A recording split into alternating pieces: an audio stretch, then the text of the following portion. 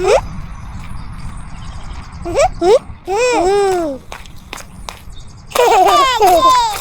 पानी कहाँ से आ गया? धूप में बारिश, आखिर आया कहाँ से होगा ये पानी? मजा आ गया। एडवेंचर पार्क जाएंगे तो इससे भी ज्यादा मजा आएगा। वैसे पिछली बार फार्म हाउस पर भी बहुत एंजॉय किया था सबने। ओहो, पानी कहाँ फेंकूं? नीचे ही फेंक देता हूँ।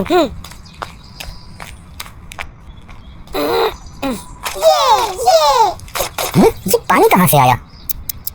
उम्र रसीदा शख्स है, सोसाइटी में रहने का तरीका ही नहीं है। ये आगे बढ़े तो मैं पानी फेंकूं? ये जा क्यों नहीं रहे? अफसोस, सद अफसोस। ये गुस्से से मुझे क्यों देख रहे हैं? अजीब बात है, एक तो चोरी, ऊपर से सीना चोरी। भाई आगे जाइए ताकि मैं पानी फेंकूं। पानी फेंक चुके हैं आप। ये देखिए मैं गीला हो गया हूँ। मैंने तो पानी फेंका ही नहीं है। तो मैं गीला क्या बारिश से हुआ हूँ? मुझे क्या मालूम? आप मुझसे झूठ बोल रहे हैं। ऐसा करना बुरी बात है। झूठ आपके अंकल बोल रहे हैं। एक तो पानी फेंका, ऊपर से कह रहे हैं कि नहीं फेंका। ये देखिए शर्ट गीली हो रही है। अब आप बताइए झूठ कौन बोल रहा है? मालूम नहीं कहाँ से आ जाते हैं। कैसा रहा प्रैंक? मजे को भी मजा आ गया, लेकिन इन दोनों में झगड़ा शुरू हो गया। हम जाकर देखते हैं। नहीं, हमें डांट पड़ेगी। बस रहने दें।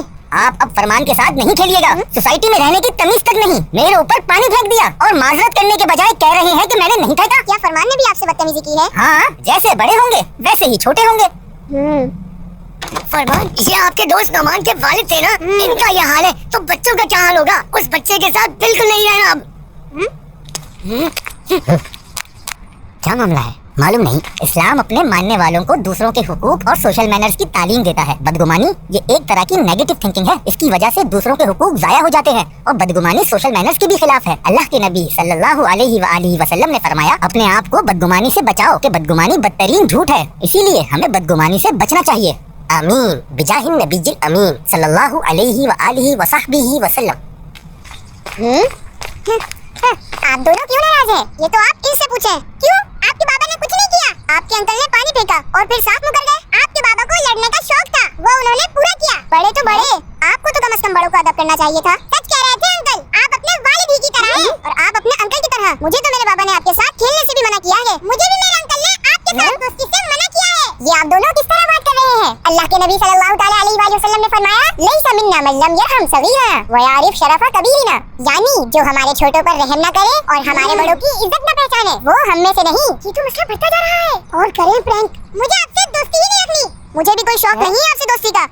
बराए करम खामोश हो जाइए। मस्जिद के बाहर खड़े हैं, इसका तो एहतराम कीजिए। मुमकिन है कोई गलतफहमी हो गई होगी। अल्लाह ने चाहा तो दूर हो जाएगी, लेकिन कोशिश कीजिए कि अपने गुस्से पर कंट्रोल रखिए। गुस्से के बारे में अल्लाह के नबी सल्लल्लाहु तआला अलैहि वसल्लम ने फरमाया, एक सहाबी ने हुजूर सल्लल्लाहु तआला अलैहि वसल्लम से अर्ज की, या रसूल अल्लाह सल्लल्लाहु तआला अलैहि वसल्लम, मुझे कोई ऐसा अमल इरशाद फरमाइए जो मुझे जन्नत में दाखिल कर दे। अल्लाह के नबी सल्लल्लाहु तआला अलैहि वसल्लम ने इरशाद फरमाया, गुस्सा ना करो तो तुम्हारे लिए जन्नत है।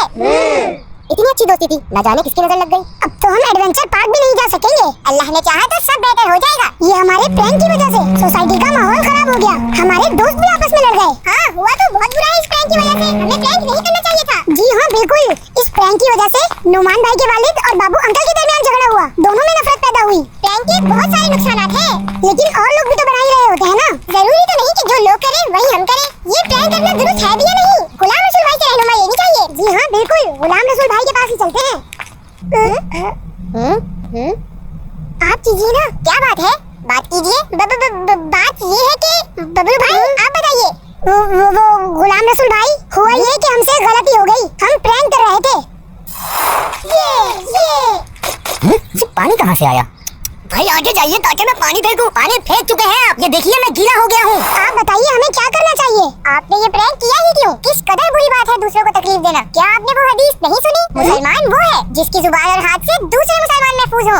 आपको अंदाजा है कि आपकी इस गलती की वजह से क्या हुआ? क्या हुआ है? तो मुसलमानों के दिल आपस में खराब हो गए हैं। फरमान भाई और नौमान भाई की दोस्ती भी खराब हो गई। प्रैंक जैसी शरारत की वजह से दूसरे भी गुनाह में मुब्तला हो जाते हैं, एक दूसरे से खफा हो जाते हैं। आप नौमान भाई के वालिद और बाबू अंकल दोनों से माफी मांगिएगा। अंकल एक मिनट रुकिएगा।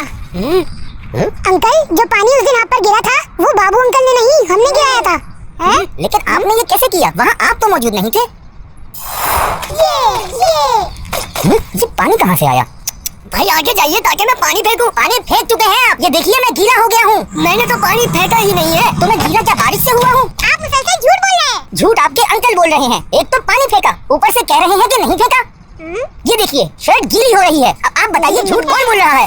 आप दोनों हमें माफ कर दीजिए। मैं यही तो कह रहा था कि पानी मैंने नहीं फेंका। मुझे तो ऊपर आप ही के हाथ में बाल्टी नजर आई, मैं समझा आप ही ने फेंका होगा। आपको मुझसे बदगुमान नहीं होना चाहिए था। जी ये मुझसे भी गलती हुई, मुझे माफ कर दें। कोई बात नहीं। अंकल मुझे भी माफ कर दीजिए। ये सब तो बदगुमानी की वजह से हुआ। उम्मीद है आइंदा आप प्रैंक नहीं बनाएंगे। ये कल्चर हमारा यानी मुसलमानों का नहीं है बल्कि गैरों का है। और हमारी सोसाइटी में अगर प्रैंक करना आम हो गया तो बहुत सारे मसाइल बढ़ जाएंगे। मसलन आपस में लड़ाइयाँ, नफरत, गुस्सा और शर्मिंदगी जैसे जज्बात बढ़ जाएंगे। लोग एक दूसरे से दूर हो जाएंगे। प्यारे बच्चों, हमें ऐसी कोई शरारत और प्रैंक नहीं करना चाहिए जिससे किसी मुसलमान को तकलीफ पहुँचे।